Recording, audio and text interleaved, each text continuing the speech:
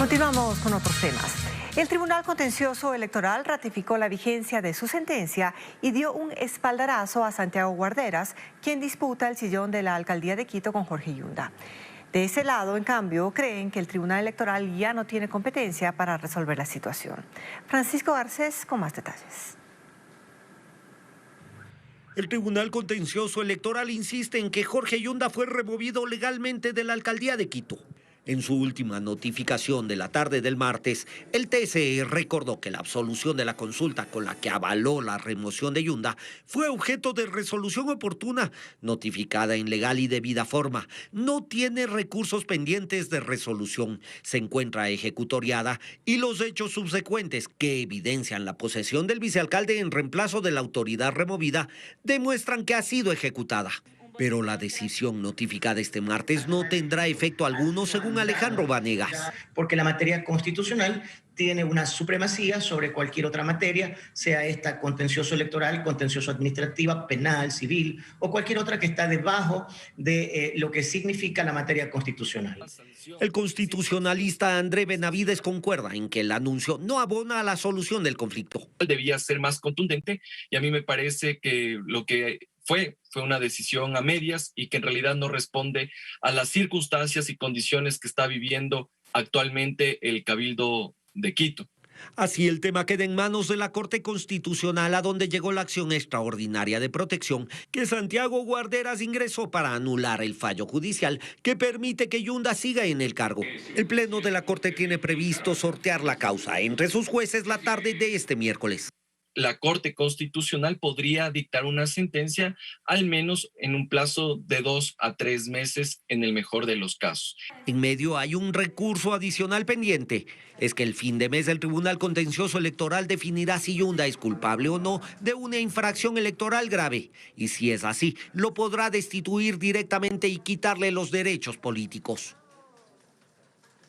Se presentó ante el Pleno de la Asamblea el informe sobre el juicio político en contra del excontralor Pablo Celi, investigado por el caso Las Torres. El legislativo deberá decidir si da paso o no al pedido contra el exfuncionario. Paul Romero sigue el proceso. Paul, ¿hay alguna resolución?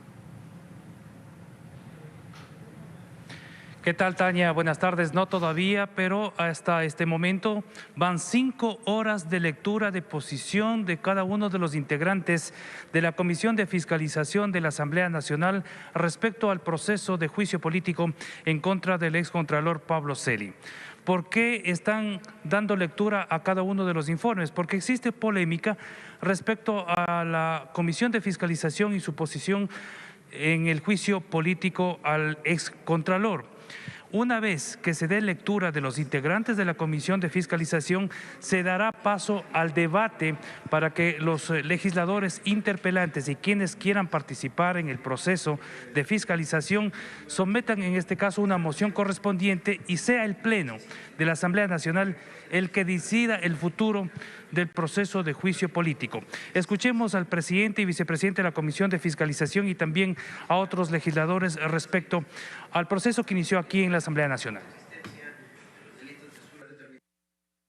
Si el Pleno de la Asamblea en el proceso de juicio político no resuelve enviar esta información a la Fiscalía General del Estado, lo haré yo.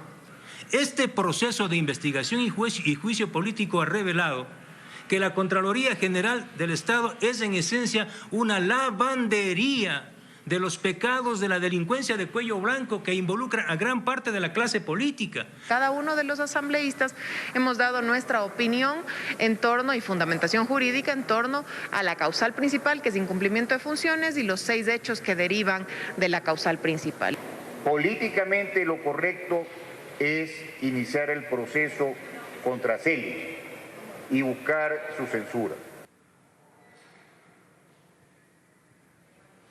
Aquí hay un problema, una disputa entre el movimiento Pachacutic, sus representantes y el integrante de la Comisión de Fiscalización de la Asamblea Nacional respecto a este tema sobre el informe que debía presentar la Comisión de Fiscalización, muchos han considerado que políticamente es viable el proceso de juicio político, que puede tener algunos aspectos de carácter jurídico, pero sin embargo, al tratarse de un juicio político, será precisamente el Pleno de la Asamblea Nacional y cada uno de los bloques los que finalmente decidan el futuro de Pablo Celi, que a propósito es el principal implicado en un proceso judicial denominado el caso Las Torres y que está detenido. Seguimos informando. 2 reos de la cárcel de Cotopaxi fueron recapturados tras 4 horas de búsqueda. La fuga ocurrió la madrugada de este miércoles pese a la emergencia en el sistema carcelario. Patricio Viera nos amplía la información. Este es el momento en el que los 2 reos que se fugaron del Centro de Privación de Libertad de Cotopaxi son trasladados por la policía hasta la Fiscalía Provincial para la audiencia de formulación de cargos, acusados de evasión. José Luis Zambrano, jefe de la Unidad Penitenciaria Cotopaxi, describe cómo ocurrió el escape. Por el lado de la Torre 3, él tuvo que escalar una malla, lastimarse a través de las concertinas que están en la parte superior para nuevamente descender, logrando la recaptura también de otro PPL que se había dado a la fuga y que se encontraba ya a unos 6 kilómetros del centro penitenciario. Los 2 reos permanecían en el pabellón de máxima seguridad. Uno de ellos había estado cumpliendo una pena de 29 años por el delito de violación y el otro había estado cumpliendo una pena de 24 años por el delito de homicidio. Esta es la tercera fuga registrada en menos de 3 semanas en este centro penitenciario. Transportistas de buses urbanos y taxis del Guayas plantean al gobierno nacional que se congele el precio de los combustibles y se establezca de forma urgente un método para la focalización de la gasolina y el diésel. William Young nos informa que estos gremios advierten millonarias pérdidas. Se reunieron en una asamblea porque aseguran que su situación es más crítica y cada mes es menos rentable tener un bus de pasajeros con el continuo incremento del precio de los combustibles, por lo que Cristian Sarmiento, presidente de la Federación de Transportistas Urbanos del Guayas, hizo un planteamiento. Congelar los valores correspondientes del combustible hasta poder aplicar una focalización correcta y ordenada. En Guayaquil actualmente circulan cerca de 2.300 buses urbanos, pero según los dirigentes de los transportistas, el 40% de estas unidades dejaría de operar si no se detiene el aumento de los combustibles. Se han venido trabajando durante 7 mesas de diálogo, se ha venido trabajando durante más de 2 meses, casi 3 meses, pero es necesario que se dé un alto. En eso coinciden los taxistas. George Mera es su representante en Guayas. Que inmediatamente ejecute lo que se le está solicitando. ¿Cuándo lo va a congelar? Cuando ya tenga el tope total del combustible. Entonces, mis compañeros que están dialogando, mejor que se retiren del diálogo. Aunque por ahora esperarán que esta tarde salga humo blanco de la reunión que mantendrán delegados del sector de la transportación con el gobierno. En la ciudad de Riobamba también se registraron protestas. Organizaciones sociales y el sector campesino caminaron por las calles de Riobamba ante el incremento gradual del precio del combustible y la falta de control del valor de la leche.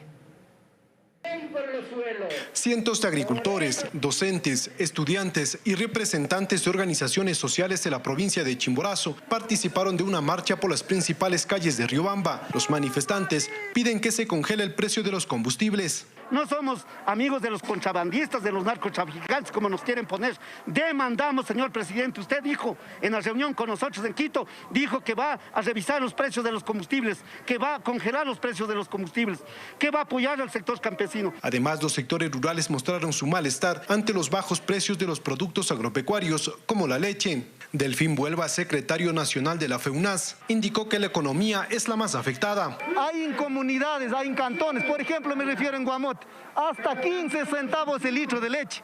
En otros cantones, en otras parroquias, aquí mismo de Chimborazo no hay siquiera igualdad, sino existe 25 o 30 centavos. Los maestros también participaron de estas protestas y señalan que respaldan la huelga de hambre iniciada por la Unión Nacional de Educadores. El magisterio está buscando que se haya el internet gratuito en todas las comunidades educativas, cosa que el gobierno anterior lo ha quitado. 14 años que el magisterio no ha sido tomado en cuenta para la reivindicación salarial.